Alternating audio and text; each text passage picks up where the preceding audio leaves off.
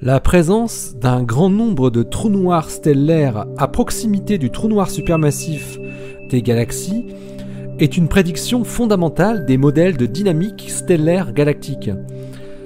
Pour notre galaxie, environ 20 000 trous noirs stellaires sont attendus dans un rayon de 3 années-lumière autour de Sagittarius A étoile. Jusqu'à aujourd'hui, très peu de trous noirs stellaires avaient été trouvés dans cette région très centrale de notre galaxie, mais une équipe d'astrophysiciens vient d'en débusquer 12, ce qui permet de confirmer qu'il doit effectivement en exister plus de 10 000 autour de Sagittarius A étoile. Ça se passe là-haut, par Eric Simon.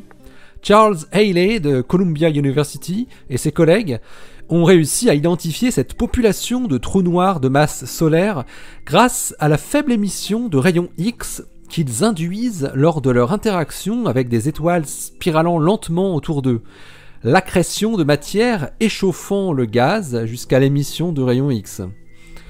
Il leur aura fallu 12 ans d'observation avec le télescope spatial Chandra pour identifier 12 trous noirs de la sorte.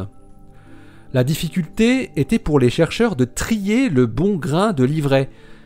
L'émission de rayons X provenant du voisinage de ces trous noirs, de l'émission de rayons X produite par des étoiles à neutrons ou des naines blanches qui accrètent elles aussi de la matière et qui foisonnent dans la même région centrale, voire élargie, de la Voie lactée.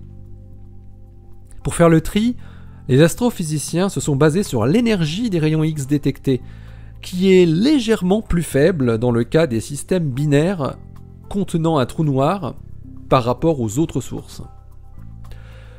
Il faut rappeler que les 20 000 trous noirs attendus dans la région très centrale de la galaxie ne sont rien par rapport aux 10 millions que l'on estime peupler la galaxie. Mais ces 20 000 doivent se trouver très concentrés, ce qui leur donne une particularité intéressante. Leur recherche a débuté depuis plusieurs décennies sans que personne n'en trouve un seul à ce jour. La découverte de l'équipe de Haley est donc une première et les chercheurs avouent que cela a été vraiment difficile. Dans leur article, publié aujourd'hui dans Nature, Haley et ses collègues expliquent que la moitié des sources qu'ils ont identifiées comme étant très probablement des trous noirs pourraient aussi être des pulsars millisecondes. Quoi qu'il en soit, les propriétés de ces binaires X, leur distribution spatiale et leur fonction de luminosité fait dire aux astrophysiciens qu'il doit exister plusieurs centaines de systèmes binaires de ce type dans le parsec central de la galaxie, et donc mécaniquement plusieurs milliers de trous noirs isolés, sans étoiles compagnes et donc quasi indétectables. La distribution spatiale des systèmes binaires détectés doit logiquement être une relique de leur processus de formation.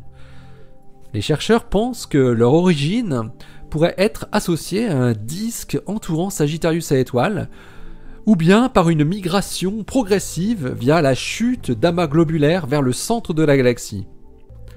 Leur origine reste aujourd'hui en débat. Allez, d'ici la prochaine, portez-vous bien, restez bien les yeux vers le ciel et puis les pieds sur terre. Salut!